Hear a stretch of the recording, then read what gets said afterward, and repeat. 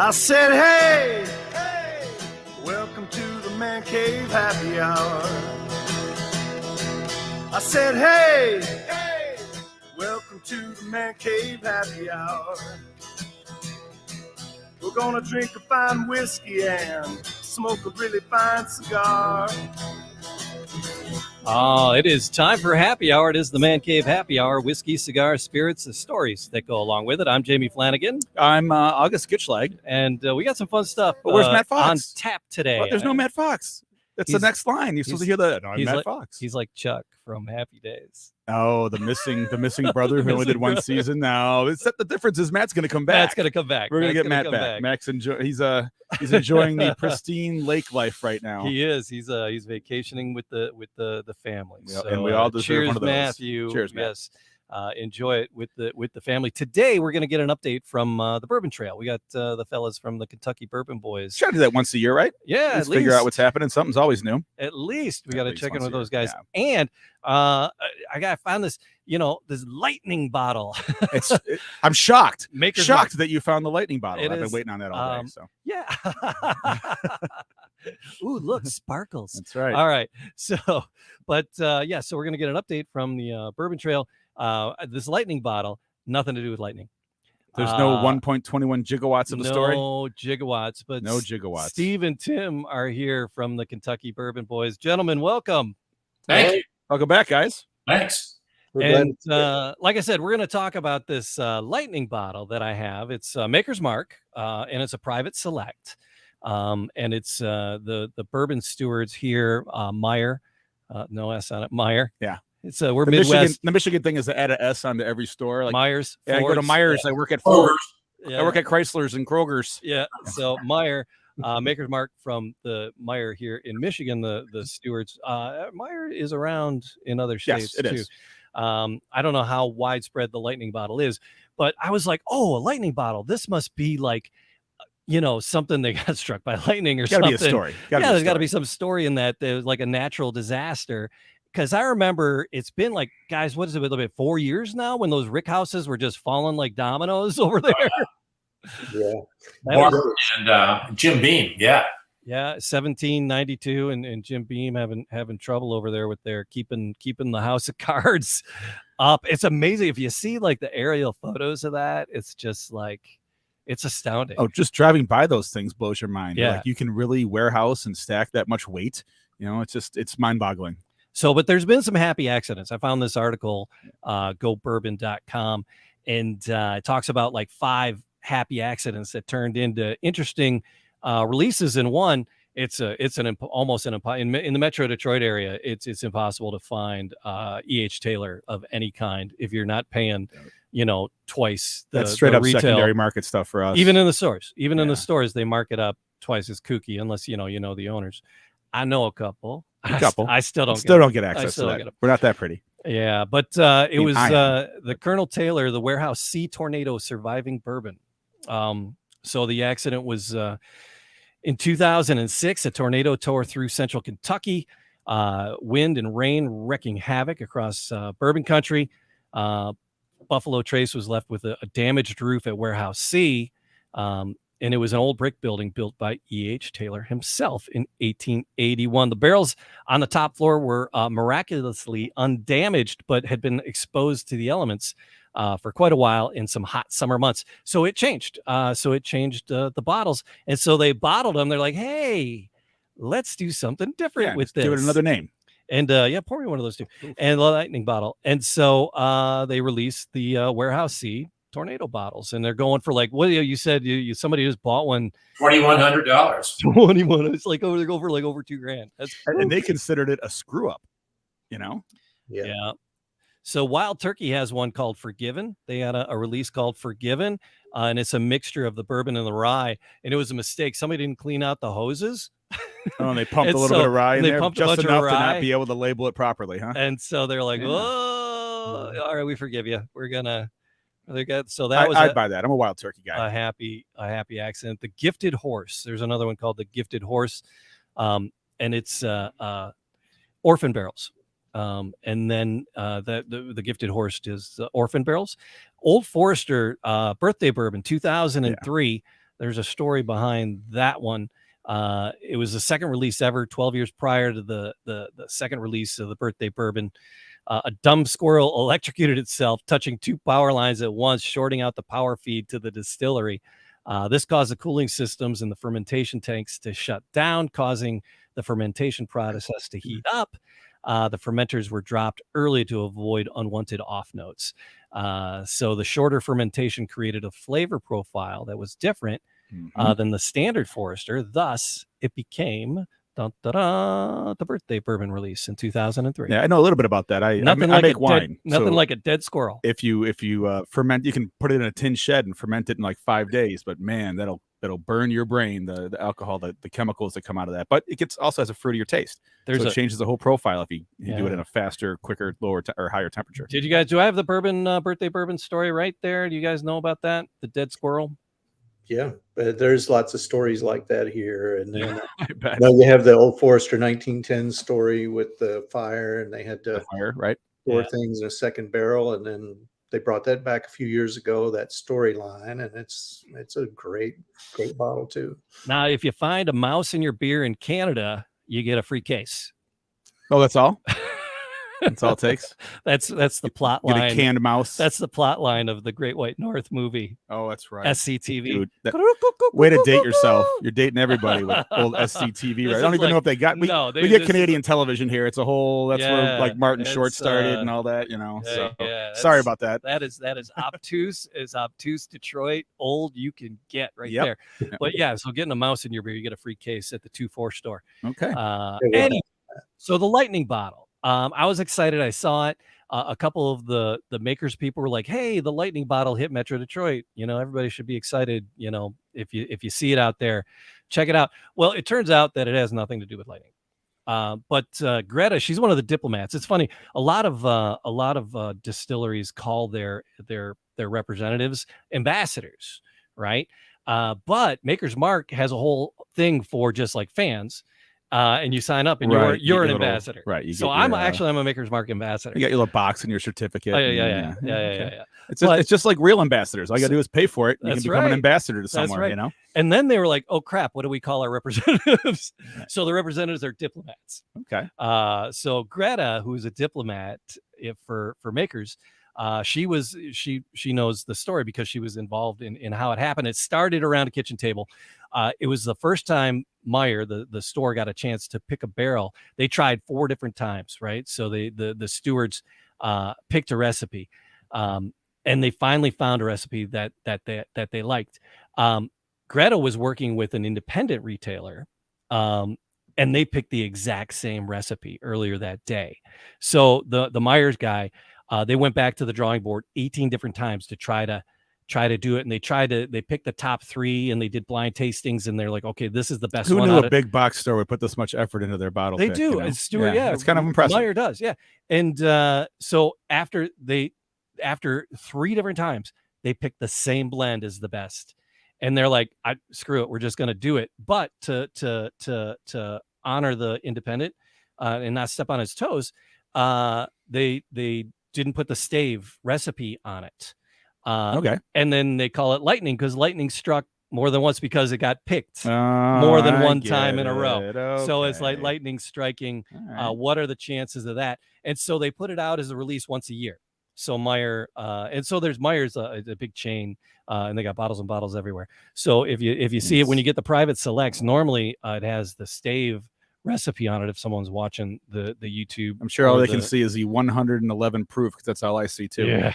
So, but the staves are all dashes. So, but by all reports, it's gorgeous, and apparently it must be because they keep doing it over and over again, and people keep buying it. So it's smelling. This is going to last me the whole rest of the podcast. Nice. Just so you know. Yeah, but Steve, you were telling me that you're pretty excited about a release coming up while I'm sipping on this. Oh yeah, coming out from Makers. Yeah, Maker's Mark has got a new cellar-aged bourbon that they're going to be putting out in September. And it all started when they took dynamite and blew into the limestone ledge right there on the distillery grounds and created a indoor cave where they could age bourbon. And they've never in 70 years come out with an old bourbon. They've always, stuck with that 6-year-old type bourbon. And they always wanted to, but what they kept finding, Rob Samuels and his dad kept finding, was it got bitter the older it got. And they wanted to do something where it didn't have that bitter taste. They wanted that maker's flavor in an older version, so it had even more, robust flavors.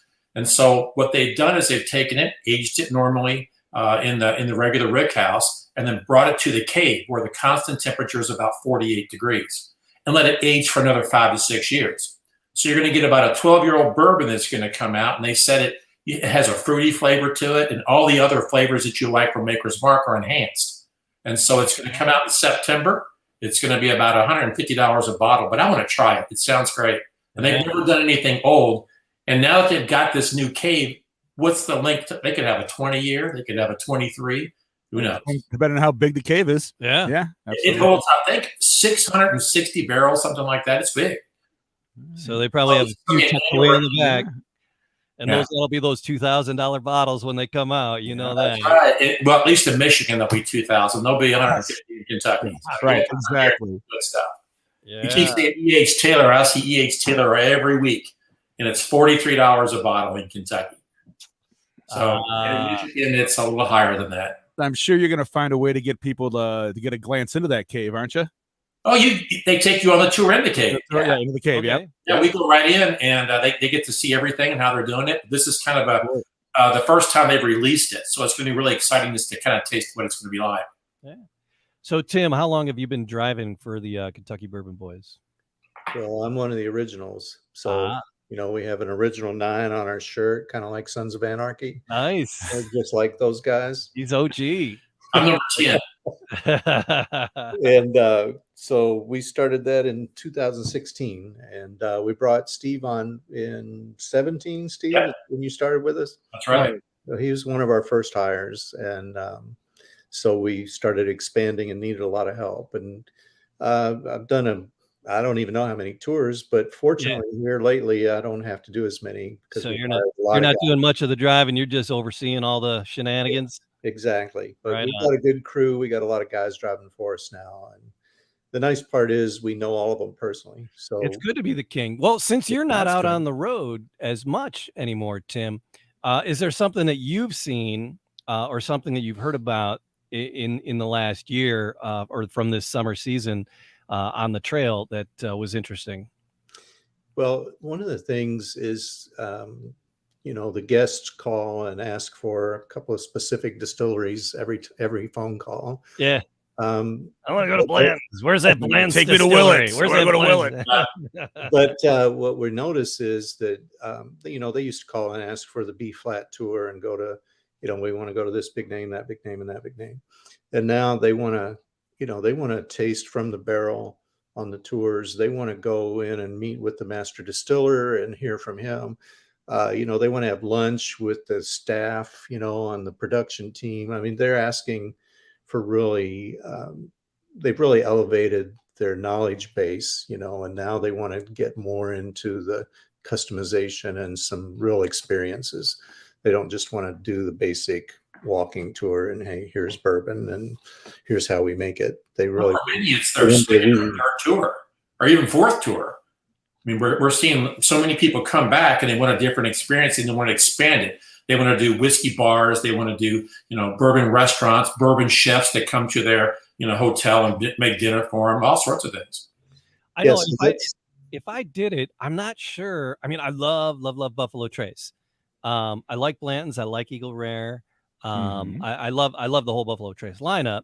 But at Buffalo Trace itself, I really love, but I don't know if I would make that a stop just because I know it's going to be so big and so packed. Well, also, we're the people that want to go to the places we don't have access to because we're in a different state, so we have a different, and honestly, the amount of money people are spending on bourbon now, I am not surprised that they're getting educated, that they want that different experience because they can just sit home and drink it. Yeah. Right. They want the whole thing. And the fact that you guys expand that and you offer that and the distilleries are offering that. Yeah.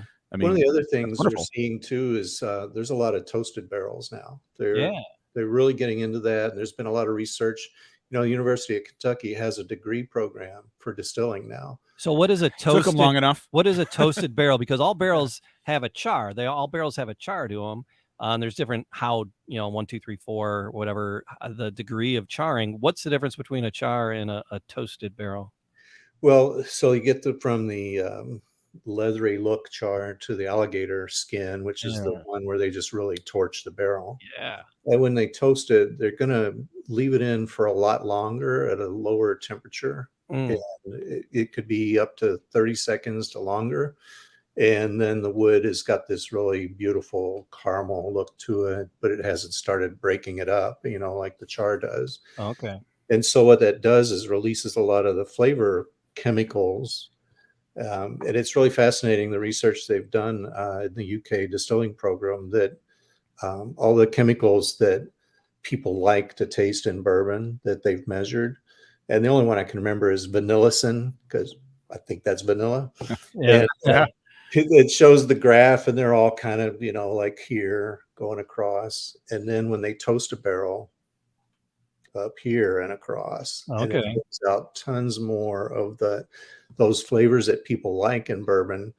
And so I'm seeing a lot of toasted barrel finishes on the shelves now, and they're excellent. So it's like when August toasts some marshmallow, it gets that nice golden brown. And when I toast it, I get a charcoal brisket. It's one of those. It's like an arrow, a medieval arrow with. That is an analogy, Jamie, that they use. I bet. Yeah, that makes sense. I know, like, two of my best friends own a brewery here, and both of them have degrees in chemistry. That's what they went to. They knew they were going to own a brewery. They knew they were going to start a brewery, and they went to college for chemistry. And it's amazing what they distill too. This semester, UK opened up the Jim Beam Institute. And so I guess, a lot of people go to college to drink. Now it's like degree, this is a main thing. So they've got a big 30-foot still in there. They're doing all the chemistry, all the other pieces that, get you a degree to become a master distiller. So right there at the University of Kentucky. And they just dedicated all of that facility just recently, like a few weeks ago. 2 weeks ago, yeah. That's fantastic. So and you're seeing all sorts of new distilleries come online too. We're in the next couple of years, of course. Bob Dylan has his Heaven's Door distillery. It's going to open up. He bought a church in downtown Louisville that's going to be his tasting room, and so he's remodeling that right now. It should be open, I'd say, probably in the next 6 months. And this distillery is out in Pleasureville, Kentucky. So is that strictly him and his stuff, or is that under an umbrella with other things as well? Well, it's advertised as Bob Dylan stuff in the Heaven's Door. I don't know what else they're going to have there. You've got his big picture on the front of the church when you drive by. Yeah, that's the lure to get you in. Now, whether they're going to introduce other things, I don't know. But that's one that we haven't done yet. We haven't done the Heaven's Gate yet. No, I didn't even. Heaven's Gate. No, you don't want to drink. It's Heaven's Door. Oh yeah, Heaven's Door. That's a whole different story.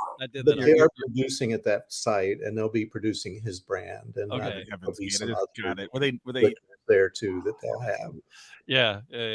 Well, they've got Eastern Light Distillery that's going to open in Rowan County soon. You've got Claremont Distillery that's going to open. Heaven Hill is building a $100 million new distillery in Bardstown. So and everybody has expanded. So you go to Buffalo Trace, you see they've doubled their capacity. And so the same thing at Woodford, all of them. It's just amazing. But there's new distilleries. We'll be over 100 distilleries in Kentucky probably by January. There's one called Luca Mariano that's opening in Danville. Yeah. And it's progressing nicely. There's another one down near Lebanon, Kentucky, near Limestone Branch, and it's Jefferson's Ocean, the folks that own Kentucky Art. Yeah, that's a big facility down there too. So as these like Heaven Hill and Buffalo Trace, is the experience just a little more cursory when you're there, just because they're so big now? Well, they're offering multiple experiences. Okay. So you can go on different tours at Buffalo Trace or at Heaven Hill. You can fill your own bottle at Heaven Hill. You can go on an archaeological tour at Buffalo Trace. There's 6 or 7 different tours. Instead of the old standard tour, just to see the fermenters and things like that, they've expanded into so many other ways to do things. So who's going to be the first to open up their hotel? Oh, you already have it. Dan.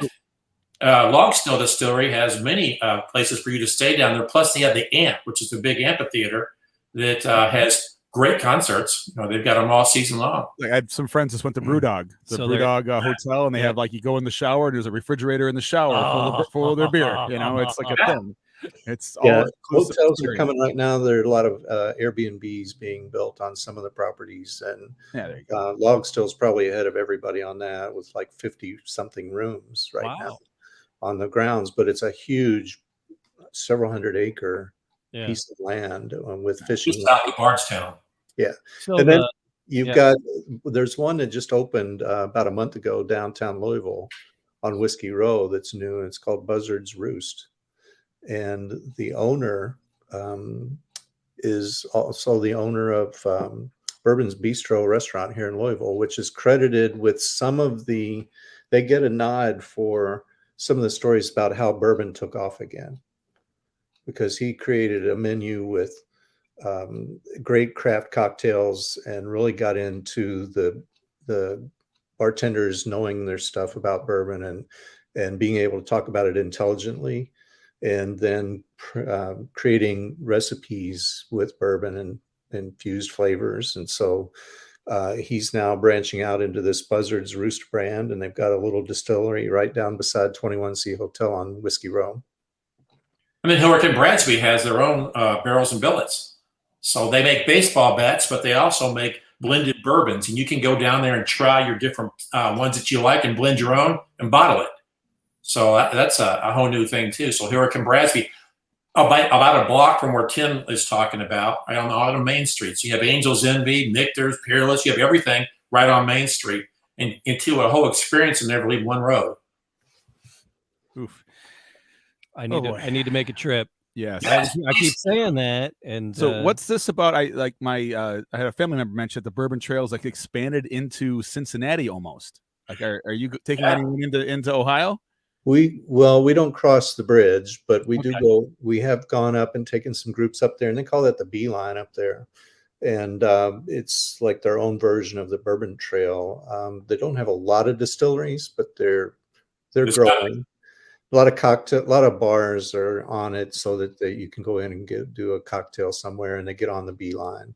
We generally don't enjoy promoting Ohio here in Michigan, but I've always had a good time in Cleveland and Cincinnati. So, and Toledo, we like Toledo. So, now one of the other things here too is speakeasies, and there's a couple of them here, and one that just opened recently. It's called the Lucky Penny.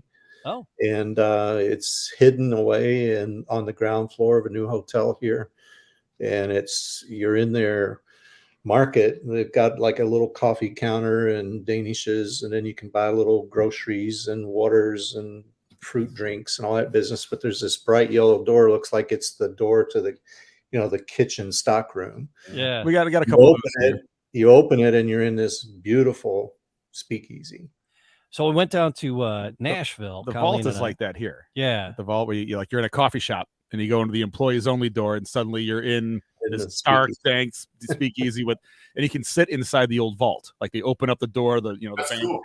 And then they pull it open, and so there's a couple of those here. Yeah. In Nashville, there was the red phone booth, and so we went. Colleen and I went, and so there's it looks like a tax accountant firm on the thing, but then the red phone booth, and you go and you pick up the phone, there's a bell there or something, and the whole back door opens up, and he's like, do you have a code? I'm like, no, I know where you are and I want a drink. He's like, all right, come on.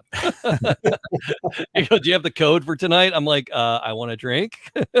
He's like, okay, that'll work. They weren't super busy. I bet you if they were busy, they would be like, oh, you don't have the code. Have you been to Weiss Distilling yet, Jamie? No, I have not. So this is another one. It's not really supposed to be a speakeasy, but you walk in and you got to get on an elevator before you can go in. Like you can walk in, they go, okay, we're going to put you in the elevator. You hit the button, elevator door opens. You get on the elevator door shuts. Then the door just opens on the other side. It doesn't go anywhere, and all of a sudden you're in a whole other room. Speakeasy. Yeah, you're in the That's speakeasy. awesome. Well, there's a great. They all have cute ways of doing it, At the fair, I went to the fair this past week and did a bourbon tasting at the state fair. We had bourbon-infused Twinkies dipped in dark chocolate. We had bourbon soup, bourbon chicken. We had, all kinds of different things related to bourbon and bourbon bacon. I mean, it was incredible. Well, that's perfect. I'm having a little bourbon soup right now, too. Bourbon Twinkie, made me twitch a little bit. I don't know, but oof. infuse that. Oh, maybe. Now, if you leave a bourbon-soaked Twinkie out, how long until that ages? Yeah. That'll never decompose. No, that's right. So, August, what do you think about? Because we've been sipping on the Maker's Mark, the Lightning Barrel. I avoid the 100 and 111 proof ones usually. This one is so much more delicious when you put the ice cube in it. Yeah, it just is a whole different flavor. There's a lot of heat in the a lot of heat in the but it's very flavorful. It is very flavorful. I agree. Even with the heat, it's still flavorful. And then we got a nice clear ice cube and threw it in our Firebird Tavern glasses. Our friends over at Firebird Tavern, supporting our sponsoring our bar. They do a Woodford barrel pick every year, and they do a tequila barrel from Mexico. So we enjoy them. I went and had some of that last week. I went and saw them. So good guys. Good guys. Well, there's a new Mary Dowling that they're going to finish the bourbon in a tequila barrel. That was launched. That's going to be unique. I'll try that. That's going to be really unique. And so Mary Dowling, she's the mother of bourbon back in pre-prohibition. And so the guys from Rabbit Hole are sponsoring that, and it's going to be out sometime this fall too. Yeah, I mean, you got to do something. I'm surprised there's not more rum barrels actually, because rum barrels have that molassesy character, and they have that dark sweetness, and they could add some color. Yeah. I know people are going to start doing this, because otherwise you just got 22 different 100 proof bottles on the shelf, and what are you going to do? And so they're getting, I don't know, you can call it gimmicky, but some of it tastes so damn good, even though it's a little bit, you got to do something a little different to stand out. So August has come down here and hung out with his cousins and everybody down here in Kentucky. Jamie, we have the PGA tournament. We've got the Kentucky Derby. We have Bourbon and Beyond, the big concert. When are you coming? I do have to come down to the concert. I was invited to that. My younger brother goes to Louisville all the time. He goes to the soccer matches. Mm-hmm. I'm a big DCFC fan. Detroit City Football Club was a rival with Louisville. Yes. So I've been to a couple of the games here, but I haven't been down there yet. So it is on my list. We do have to do it. Jamie, let's figure it out. Bourbon and Beyond is like the second week of September. Yes. Right. Yeah. Yes. So I would probably be a Marquette. I teach high school.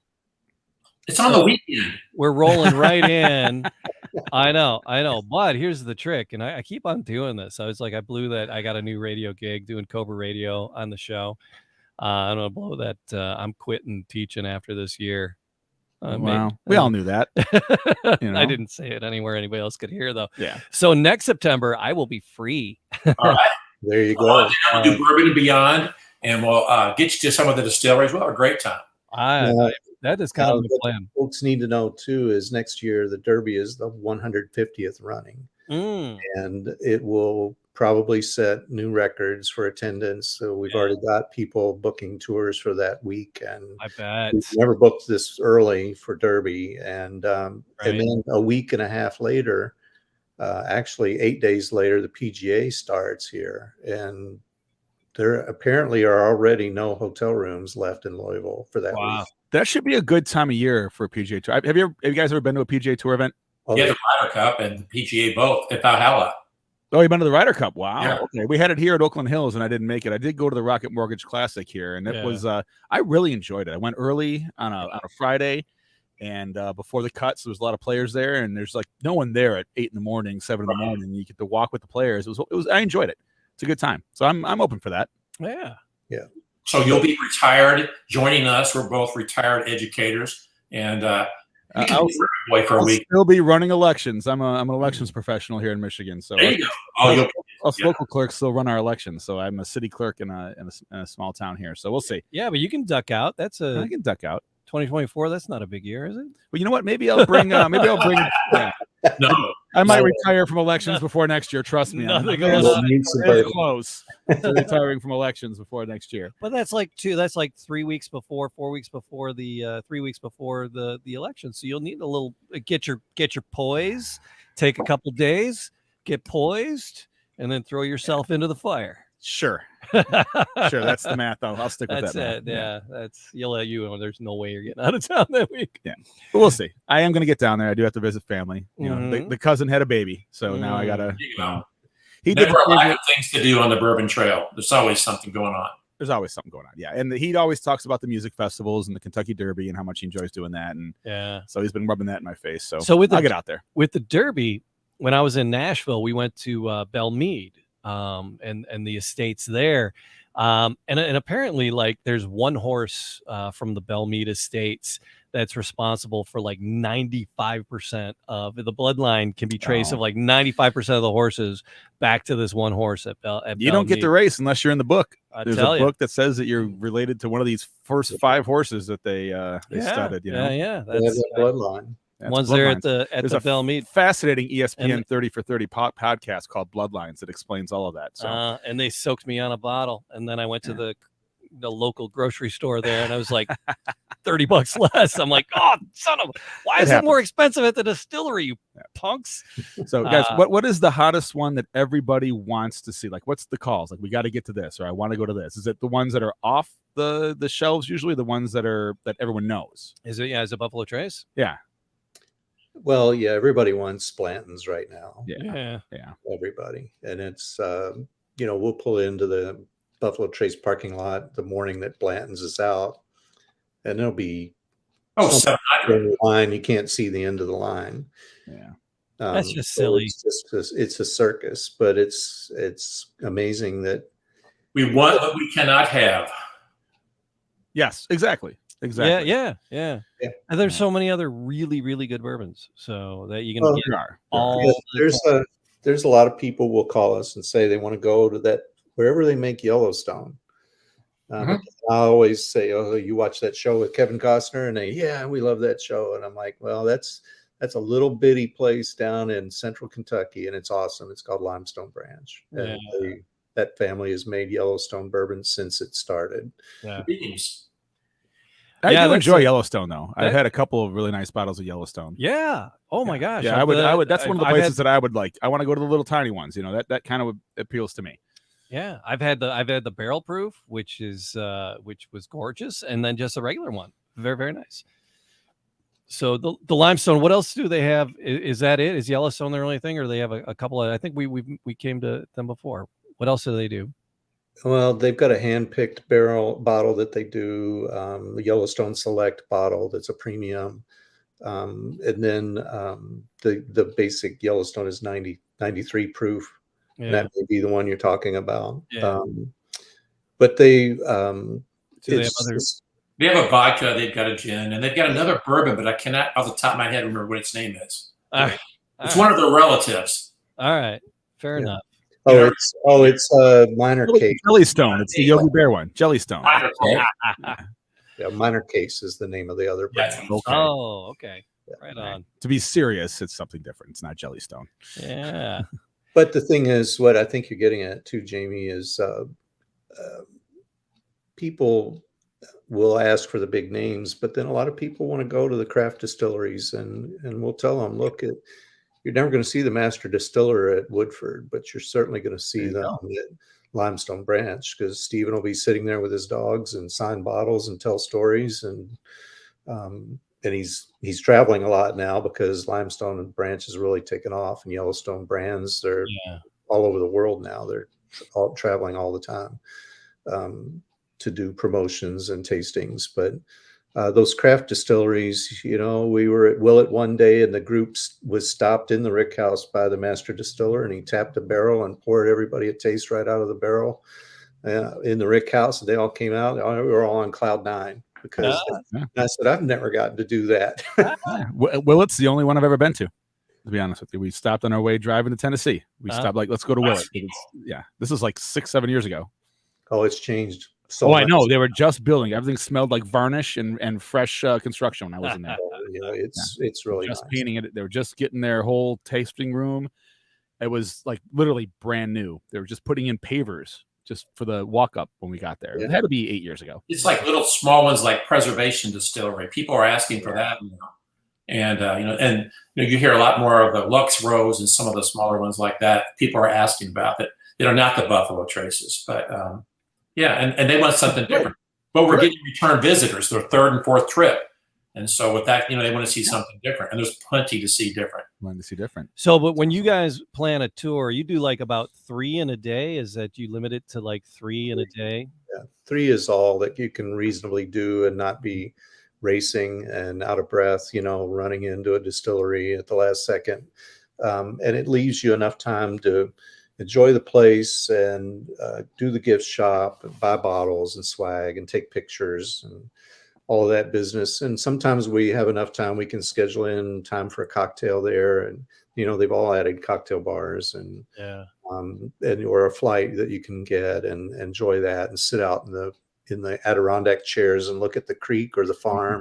Mm-hmm. It's just great, and people love that and just they don't want to leave, and we have to drag them out and say, God, come on, we got to get to your next place, or you're going to miss it. Well, you can back me up on this. Reasonable. Every distillery offers something different. Everyone at the end of the day goes, I thought it was just going to be the same thing, 51% corn at all 3 tours. And it's not. They said, we saw something different at every distillery, and it was a completely different experience each time you walked in a different one. Yeah. So that's another thing.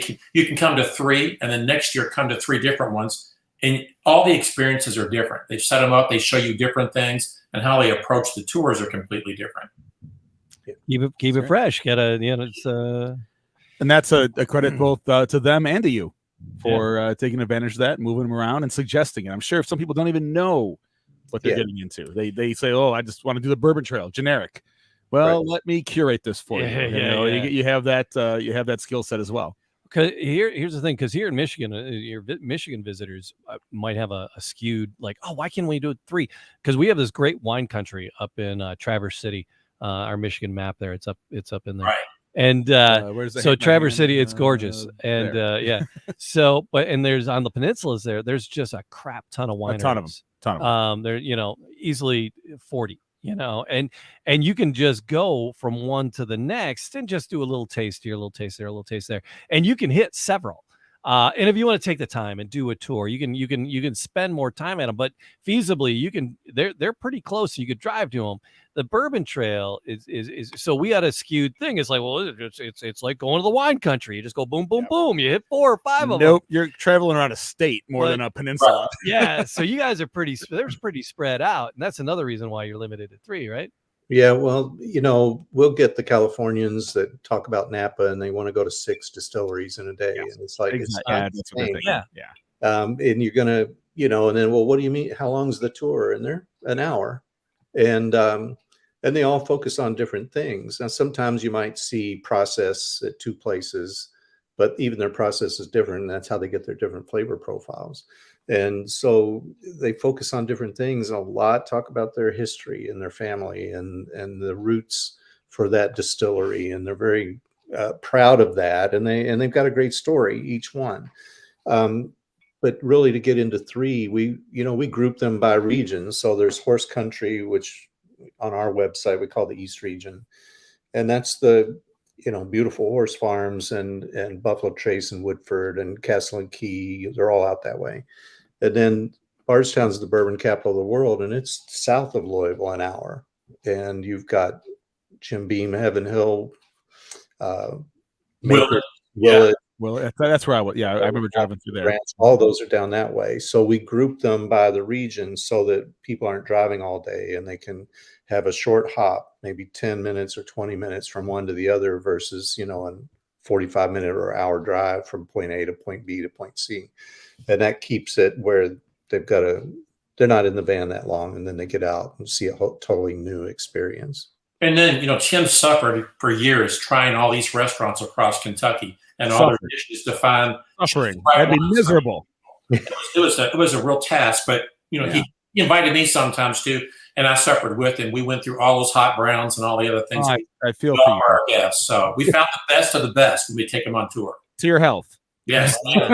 I told them, my people on tour, I said, all this great food and great bourbon. I'm only 26 years old. That's we all kind of look like this in Kentucky, but it's worth it. Yes. Some more than others. I feel the opposite. I'm preserved. I'm 72. That's right. I've been pickling myself with booze for years. So it's, very nice. So I already know the answer to this question, but I'm going to mention it anyway. Is there anybody that's like holding out, that is not all in on bringing in tours and tasting, and just is like, nope, we're just going to operate over in our little corner? You can wave at us from the fence. Yeah, you gotta, maybe we'll let you buy in the shop, but there's nothing else. There's not really anybody like that. The closest, like Willett was the last one, right? Yeah, what they're Glad to have you. They got a great tour now. But rolling over and scratch my belly. Right. Yeah, Barton's is probably the closest thing to that, but not really, because they stopped doing tours and they closed their gift shop, and they're just focused on production. And they're owned by Sazerac, which owns Buffalo Trace. So Sazerac put all their emphasis on the $1.2 billion expansion at Buffalo Trace that they just completed, and shut down everything at Barton's, and it's just production, which is really unfortunate because it was an old facility, but it was great and a great tour, and the tasting room was great. And I'm drinking 1792 bottled and bond right now that I found in South Carolina. It was a store pick, and for a great price too. I mean, I couldn't get it here for what I got it for there. So it was a great experience, but they just have put all the emphasis over at the Buffalo Trace facility. But nobody is holding back and resistant to people coming. They love seeing us, and they're all growing, and they're all trying to hire more staff. And there's a Lawrenceburg bourbon company that's on the way too, that's going to open a distillery between Lawrenceburg and Frankfurt that's in the works. Well, on the first Bourbon Board, tour back in 2011 with just the family, there were only 16 distilleries that even offered tours. Now that was exactly what I was getting at. Like, there's 96 that offer tours now. Like, who's 96? 96. 96 to choose from. All right. And in 2011, there were only 6 on the Bourbon Trail. Okay. So if you did all 6, you could get the free T-shirt. Yeah. And none of them charged admission. They were all free. How many ballparks are there? There's because I got a buddy who's going to every ballpark. Major League 30. You got to hit every distillery. It's like hitting every ballpark. Yeah, I got one buddy that does every NFL stadium. I got another one that does every MLB stadium. I got 2 different friends on that tour. So that's my retirement goal. Every distillery. You get the T-shirt. Nice knowing you. That's exactly what my wife's gonna say too. Bye. It's going to take a while. Yes, it is. So, what's the smallest group you can accommodate, and what's the largest group you can accommodate? We've taken 2 people. Actually, we've taken solo travelers. Oh, nice. But the largest. They flew on their private jet, right? Yeah. Yeah, exactly. That makes sense. He worked for the government, and that's all. Name Barack Obama. And, but we had 120 folks here with a major HVAC company that toured with us, and toured for 2 days, and we took great care of them. So we have take all your buses, right? That's they probably booked you up. But it worked. I mean, it was a challenge to set it up, but the distilleries are great. We know which ones can handle those kind of crowds, and we don't take 120 anywhere. We break them up into smaller groups and rotate and send them off in different directions, and we know which distilleries can handle that kind of a wave coming at them in one group. Yeah. So Kentucky Bourbon Boys, bring it on. Yeah, you guys got this down. If you have X amount of people, you curate it right. It sounds like you know the ins and outs of every single parking lot, every single shop, where the releases are, what's going on that day. If you're going to be here this day, this is the time to come. This is we're going to go here because this is being released here. You might want to skip that. You guys got it all the time. People get something. They come to the state and they get something special that they've been looking for. It's a blast to be able to get that for them. Well, and it's fun to see people here excited because it's their bucket list trip, and it's amazing to hear that. And then that they're on vacation and they want to have a great experience. And our team does a super job of thinking about when they leave, what are they going to say? Yeah. And we want them to say, we're coming back, and we want to try some different places next time. And we've got a lot of repeat visitors, and that's our goal. We're ambassadors for Kentucky, and we want to make sure that we represent all the great things that Kentucky has to offer for folks. And you hear stories, but you've always heard those stories. But we have all our teeth, and we have shoes, and we. Hey, like I said, I'm sure there's people that say, I just want to go to Jim Beam, and I'm like, I have all my teeth, and I want to go to Jim Beam. I mean, I want to see where it starts, where like some of these, original OGs, and then go to the little places and have. I want to kind of do both. So that's right. You offer them both, and that's amazing. That's awesome. It is, and that's what we enjoy, and we've been really really successful with it. And it's been a super experience to make friends all over the world. So people want to connect. It's just KentuckyBourbonBoys.com. Right. And I'm seeing a little something on the website, and it says Ireland tour. Tim, tell me about, what is that? Is that new? Well, so two things. Buses go that far? Is it? Yeah, it's a cross-country trip. So that came up last year, and we have our first group going in September. You're talking to my heart here, Tim. Well, I've been to Ireland a couple of times. Steve has been a couple of times, and we love it. And Ireland is going through what bourbon country has been going through. And just a couple of years ago, there were, I think, 5 working distilleries, and now they're everywhere. And the new ones are being built and developed, and it's just mushroomed there.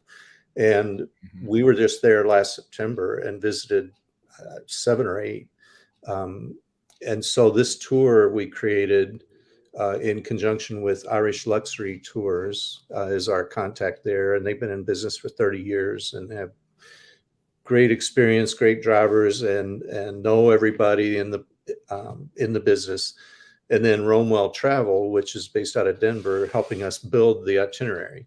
Wow. And between the 3 of us, we've put this package together. And they'll be met at the airport and taken directly to their 4-star hotels. Most of the meals are included, all their transportation from the beginning to the end, and 7 Irish whiskey distillery tours, including some private experiences, meet the master distiller with a cocktail and go to a barrel draw, and then taste all their products. And then there are also a couple of castle tours, opportunities to play golf or shop or go on a hike or go on a boat cruise on Lake Killarney, and see a Celtic show with dance and music. And it's going to be 9 days of immersion in Irish culture and whiskey history. And the purpose was to get to the roots of bourbon history. You know, the Irish and the Scots came over and brought their distilling skills with them, came to Kentucky and found corn and said, let's still distill that. And but our roots go back there, and you'll see Kentucky bourbon barrels in their rick houses aging their Irish whiskey. Which of you two got to go over and scout that trip? Yeah, and invent that one, right? Kim was the one. He owns the company, so he got to go. I'm twisting his arm for the Scotland tour. That's what I think we need to do. That's in the works too, and that's on the books for May of 2024. Well, I'm not going to be involved in Scotch because it grosses me out, but I get it. I had a buddy, a good friend of mine, took a class in Scotch at NYU. And he took it. I made sure I took it on Friday at noon, and they taught him like how to drink Scotch in all these different areas. And I mentioned it once to my dad. My dad goes, I used to pick up a guy for work when I was 18. His mom would have Scotch and milk in the morning. I'm like, what? He goes, no, that's a thing. You drink Scotch and milk in Scotland. And I'm like, I thought it was just so weird. And I mentioned it to people here, and no one's ever heard of that here. No one's ever heard of that, but it was a thing. Well, that's what that's all about, Jamie. And I want to say real quick too that we are doing a major rebrand and launch of our new website by the end of this week. So what you're seeing online right now is going to be gone. All right. You're still the Kentucky Bourbon Boys. It'll stay bourbonboys.com. It's more user friendly. It'll be the same. It'll be the same link, but the website's going to be updated with lots of great information in it, including some new packages that we offer. You know, we do a bullets and barbecue and bourbon tour now, where you shoot clays in the morning and then have. Now you're after my. I'm a sporting clay. You got to do the shooting before you do the tour. Yeah. Oh yeah, you got to shoot first. Yeah, last Saturday. It's a great time. I am a sporting clays shooter, so I love a good sporting clays. I love. Oh yeah, we've had guys golf with shotguns. I love. Well, the instructor's great. He's hilarious, and he's kind of scary and intimidating, but he's genuinely a super guy. But he's dead serious about safety. And if you've never seen a shotgun before you leave, you're hitting clays. And he's just an awesome instructor. But we're adding a golf and bourbon package, and a horseback riding and bourbon package, and an evening dinner and bourbon tour package with cocktails, one of the local great bourbon bars or speakeasies. And we'll customize all of that. So there's a lot of new offerings. I think if I were a retirement home. I hope I can convince one day. One day. I got to convince the lady that she likes bourbon. All right. But we'll get there. We'll get there. She's a wine drinker. Tim, Steve, thank you for hanging out. It's always a pleasure. Next fall, Jamie, you need to be here. I'm gonna. It's on the agenda. It really is. It really. I'll put the pressure on him too. Thank you. We'll take care of you. All right, right on. All right, so gentlemen, cheers, man. Hey, it's a pleasure to talk to you guys again. As always. Fortunate. Thank you guys for having us. Cheers. All right, be well. All right. Oh, I'm hitting the wrong button. That's all right. Well, I'm hitting the last. of this like, watery, subscribe, leave a comment. Oh, are we wrapping podcast, it up? Wrapping up? All right. There's no more post game chit chat. No, that's it. All right. Well.